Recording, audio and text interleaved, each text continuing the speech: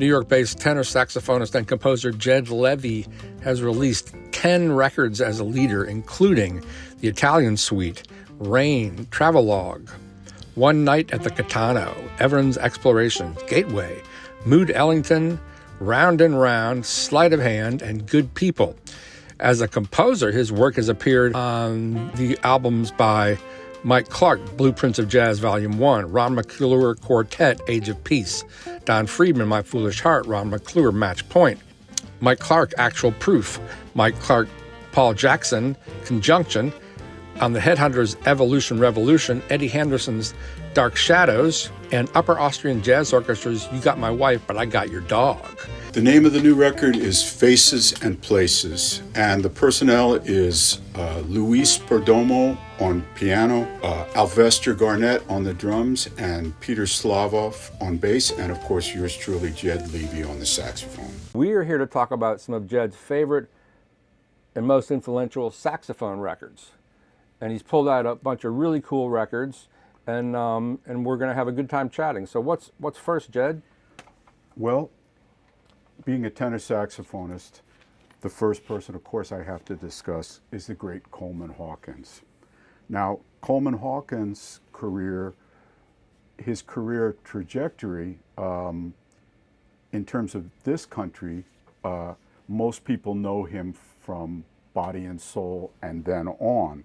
But as I dug deeper into his music, of course, all the music that he produced was great, but as I dug deeper into his music, I really found that a lot of the pre-Body and Soul stuff was even more amazing to me as a saxophonist. And there's a number of reasons for it. I know he was, while he was an expatriate in Europe, he felt really good about being treated like an artist, as well he should have been. But the records he made from over there, there's on this collection, there's a few duos with a pianist, I believe he was an American pianist named Freddie Johnson, who was also an expatriate. But there's also recordings of him with a Dutch swing band, like not really, even almost like a Dixieland band, pre-swing. And he just plays incredible stuff over that. I could really hear the link to Sonny Rollins in his playing over like these fast two beats that they're playing, and he's playing phrases that much remind me rhythmically of what Sonny would play over calypsos later, like really across the bar, just incredible. Also the way he was approaching the saxophone at that point was very, very different, because he, maybe it was the influence of the French classical school and getting probably a new Selmer saxophone in Paris when he got over there. But his sound wasn't really what it was soon after Body and Soul, which was much more gritty and earthy. It's a little bit more like almost tending towards a classical saxophone sound, but he's all over the horn, and it's just phenomenal. So that's him standing up. Yeah, this is incredible. And any records from 1937 on from Europe, it's been issued in many different forms. Highly recommend. They're just incredible. The next record is Ben Webster with Harry Sweet's Edison. And this is probably early 60s or late 50s. God, I just love hearing these guys play together, especially to play a melody together. I'm a big Ben Webster fan. I think possibly on one of our earlier discussions about records, I probably held up Warm Moods as one of my absolute favorite records with Ben. But to hear Ben and Sweets together, there's an incredibly relaxed way of creating forward motion in the rhythm of the music when they play. And it's something all of us, especially from my generation on out, could benefit from really taking a minute to check out. Also, on a more technical level, the use of the flat 9 as a blue note, the way Ben Webster did that, a lot of it came from Duke Ellington. And I heard it also from when I worked with Jackie Byard, because he had that. And I learned a lot from just the usage of that note in a blues context. Very interesting. Anyways, a lovely record, really swinging band, and great tunes. And of course, anything by Ben Webster gets my high approval. This one, George Duvivier, Hank Jones, Clarence Johnson in the band, and excellent record. I'm going to cheat a little bit on this next one and on a couple of the other saxophone players that I mentioned, because they have meant a lot to me and I've listened to a lot of their music. The next artist is the great Lucky Thompson on tenor saxophone. And the first one is a collection of air checks that features a solo of Lucky Thompson when he was about no more than 20 years old, playing I'll Remember April. And if you really want to know what a jazz prodigy sounds like, listen to this. It's a jam session, basically. He's up on stage with people he may have never played with that are much older than him, and he uncorks a solo on I'll Remember April that's as fully formed as anything anybody ever played. It's absolutely incredible to me. Might be a little hard to find, but it's like 1947. That's actually before he played with Bird, and it's phenomenal. This is maybe his middle period.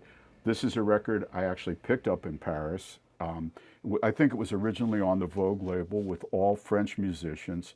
He's another person that spent a lot of time in Europe as an expatriate and felt the love which nourished his art. And he, in fact, I think the only American that the only two Americans I think he really at all wanted to play with during this period was Kenny Clarke and Oscar Pettiford, who were both over there. But the rest, he said he preferred working with the French musicians because I think he felt loved and respected, and he could really be himself. Anyways, it's all mostly his original tunes on this. There's a few standards, but it sounds great. It's like about an eight-piece band. Who's in the band? Okay, I will read it.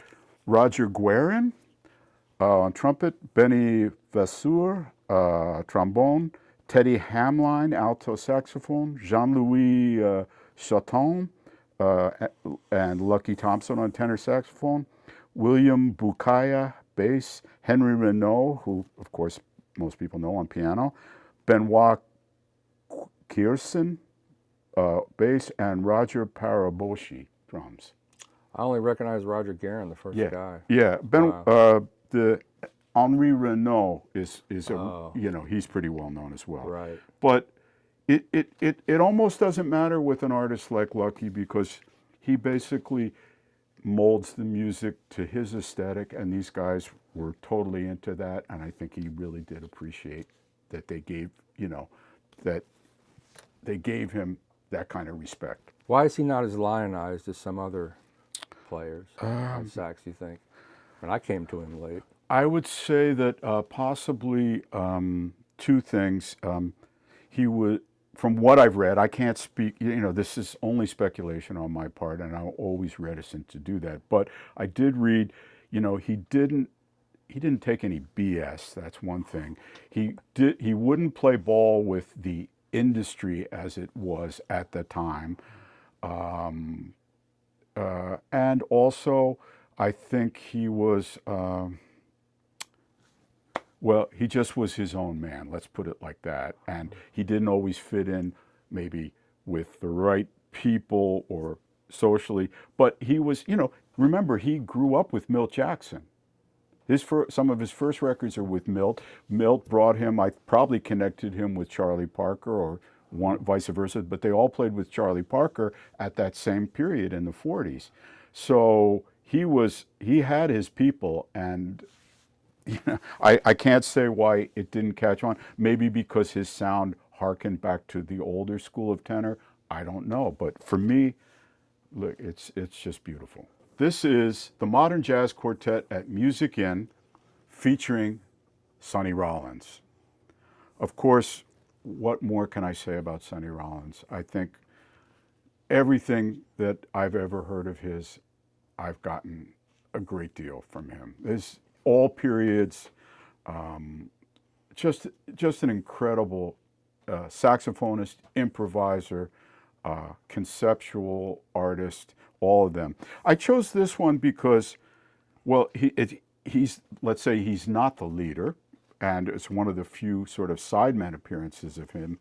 Also, why I really like this record is because it's a live recording in a very live room, and it's basically, you hear his incredible sound open up in the room like none of the studio recordings or none of the later live recordings that he did. Plus, he's playing with a different kind of rhythm section with Connie Kay and Percy Heath and John Lewis.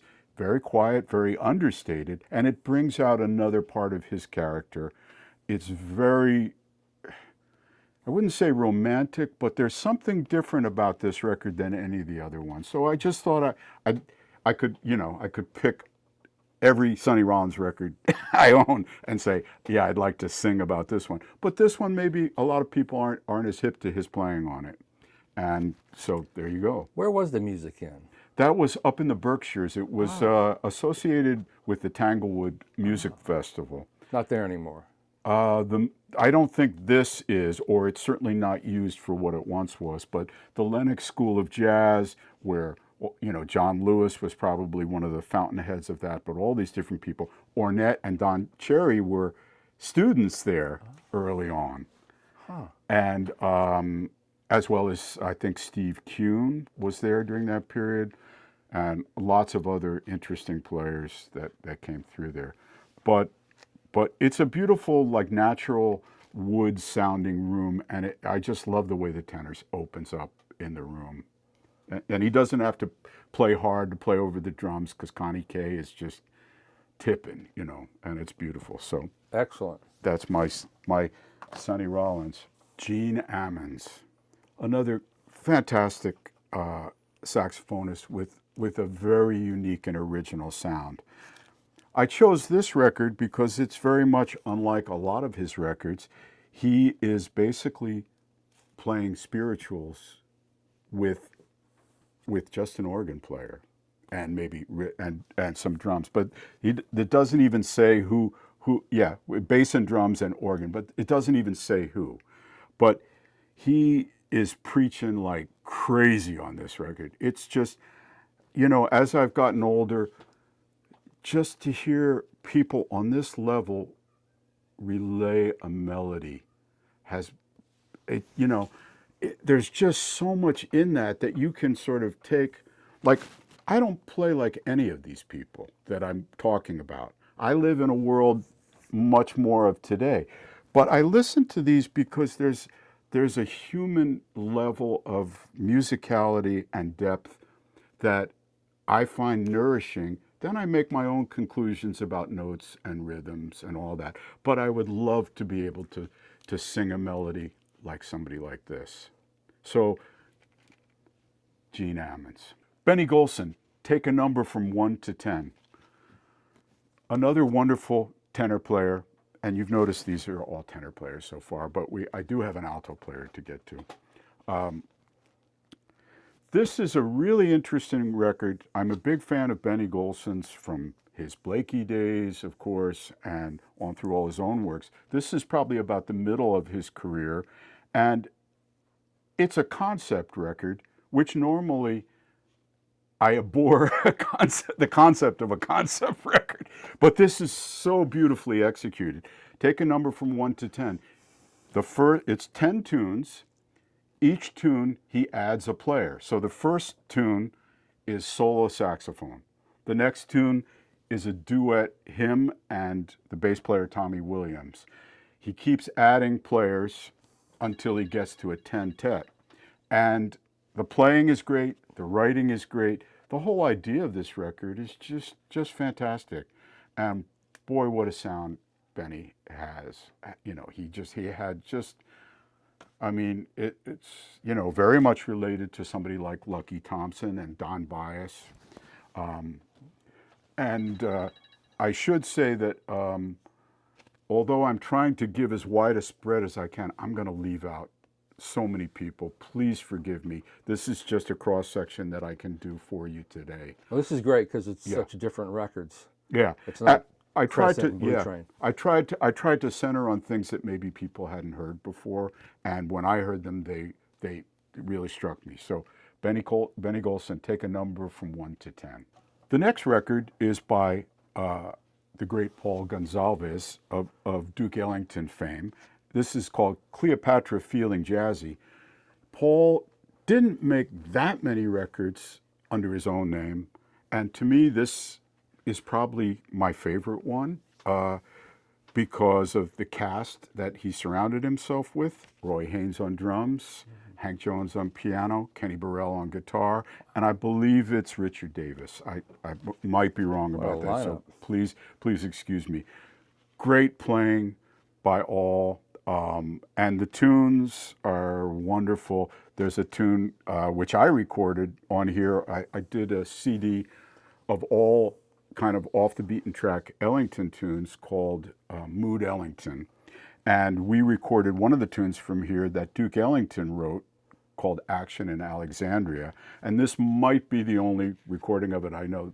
I mean, probably there's a Duke recording somewhere of it, but this recording always stands out in my mind, you know, him and Kenny playing the melody in unison, and it's just great. Are the tunes all with the Egyptian slant or something? Yes. Oh, they are? Yeah. What are the titles? But he transcends that. I'm sure he does. Yeah, they all do. I mean, the band is just so good. The titles are Caesar and Cleopatra, which is a movie theme, Anthony and Cleopatra theme. These are both from the movie.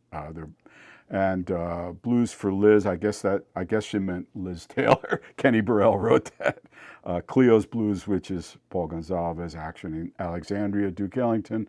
Cleo's Asp, which is Kenny Burrell's tune. And Cleopatra's Lament by Manny Album. So a wonderful record. I guarantee you'll enjoy it. I think it's been reissued. 2 tenor players actually, but one as a writer that we already spoke about, the great Benny Golson. It featured Rahsaan Roland Kirk and his multi-instrumentalist talents. This is, I mean, I honestly can't say enough also about Rahsaan. I was fortunate, my last year of high school, I saw him play at the Newport Jazz Festival in New York at Radio City Music Hall. And it was his first performance after his stroke, which left him one side paralyzed. He had his instruments modified so he could control more things with one hand. And he got up there, and his will to play music filled Radio City Music Hall. I've never, ever experienced anything like that in my life. It was transcendent. I mean, it was, and if you didn't know that he was only playing with one hand, you wouldn't have known. You really wouldn't, because he's playing all sorts of stuff. This record, he's at his prime, at his peak, and just incredible playing on here. And of course, the writing is wonderful too. You know, to have another tenor player write for, you know, a tenor player, that's something, you know, something special is going to happen. So highly recommend this. Wonderful. His flute playing on here is incredible too. That great cover. A great cover, yeah, just great. Wow, great, cool. So I hope you enjoy this. Another person I absolutely love is Eddie Harris, another absolute complete genius of music who happens to play the tenor saxophone. His conception is really like no other, although in some regards maybe rooted in like the fundamentals of somebody like Gene Ammons in terms of playing the blues. But Eddie developed a whole different thing. He had the ability to really cop vocal phrasing on the saxophone. In fact, I think it's on this record. Yeah. When a Man Loves a Woman, he does a rendition. And this is a stellar band, too. Cedar Walton, Ron Carter, Billy Higgins, or Bobby Thomas. Just incredible band. But when he plays When a Man Loves a Woman, it sounds like a singer. I've never heard anybody do that before. It's really, he obviously, he studied Billie Holiday's phrasing. He studied a lot of the R&B singers, a lot of, definitely Dinah Washington's phrasing, a lot of people. And that's just one of the things in his arsenal. Then he's got incredible facility. He wrote books about intervallic type playing, which is now probably is the cornerstone of many people's style right now. So he predated a lot of what's going on now, and had this whole. He also was an incredible piano player, like worked as a piano player, not just I play piano to compose or whatever.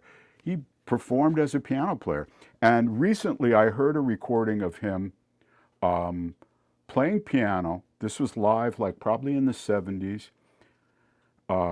And singing, and he could sing just like Billie Holiday. It was unbelievable, absolutely unbelievable. Freaky. Yeah, really something. Incredibly talented guy. And this is one of my favorite records. What's the record he did that was popular in the early 70s? Swiss Movement? Swiss Movement. Les McCann. Les McCann, yeah. That was a big record among the right. hippies. My sister had that. Yeah. And you can hear like a lot of the Gene Ammons influence on that record. But then he's doing things, also another thing that is very contemporary that he started doing before anybody else, playing altissimo register stuff all over the place.